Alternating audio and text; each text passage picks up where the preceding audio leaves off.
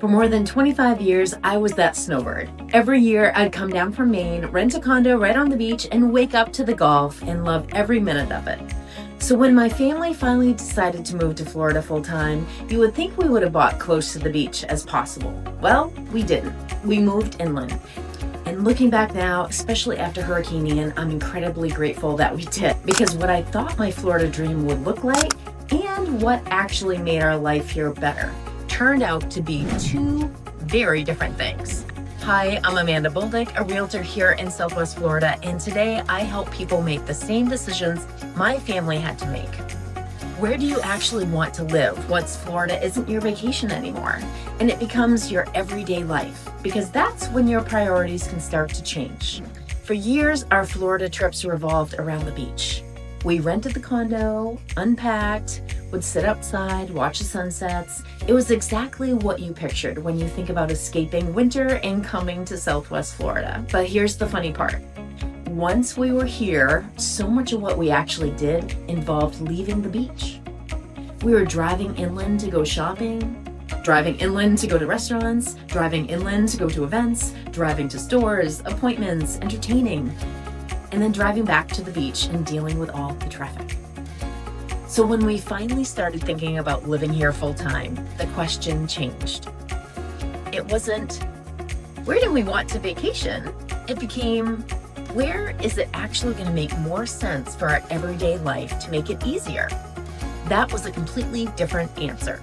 For us, it became about convenience, ease, and being closer to the places that we actually would go to all the time. And honestly, not having to fight the beach traffic every time we wanted to go somewhere was very important. So, at the same time, all these newer communities were starting to pop up here in Estero. And suddenly I realized I could still have the Florida dream that I wanted, just be in a completely different way. We could have a beautiful newer home, live in a community that felt like a resort, and have amenities right outside our door.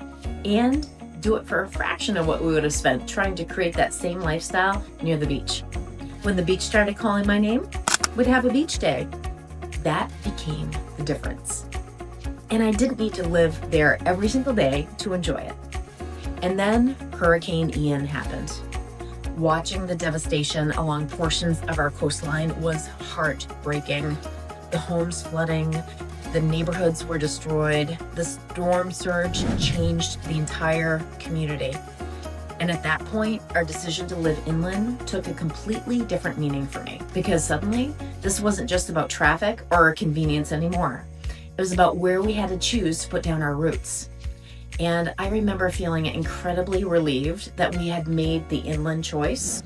That doesn't mean inland communities are immune from hurricanes. Nowhere in Florida is, but it absolutely changed the way that I looked at location, flood risk, storm surge, and what buyers should be thinking about before they decide where to live.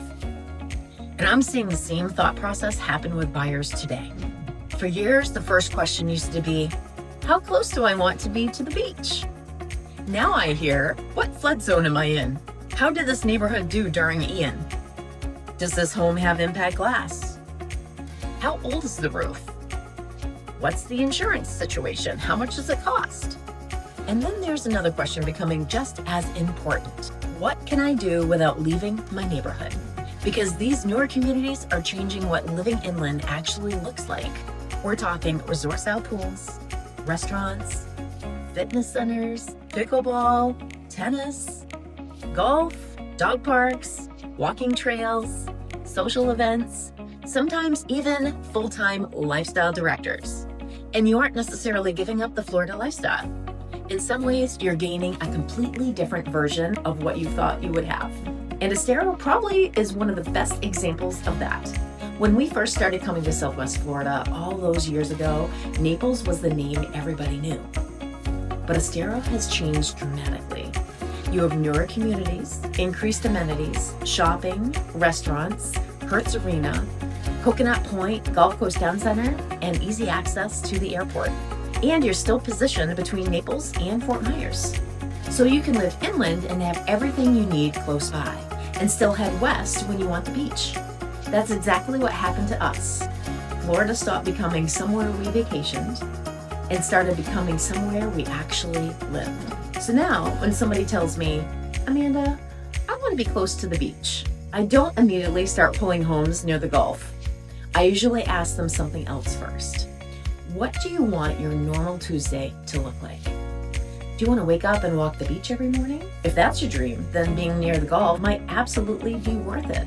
But if you want to meet friends at the pool, grab lunch inside your community, play pickleball, be close to shopping and restaurants, and head to the beach whenever the mood hits, then you may be surprised by how much you love living inland.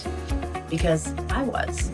And that's really the lesson I've learned from my own move. The place I love vacationing wasn't necessarily the place that made the most sense for me to live.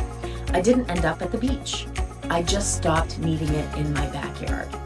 And I ended up with a Florida lifestyle that for me actually is better.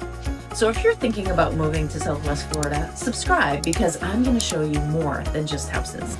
We're going to talk about the communities, the lifestyle, the trade-offs, and what I've learned about living here myself, and the things you should know before deciding where to call home. And in the next video, I'm going to show you why I think Estero might be becoming the new Naples.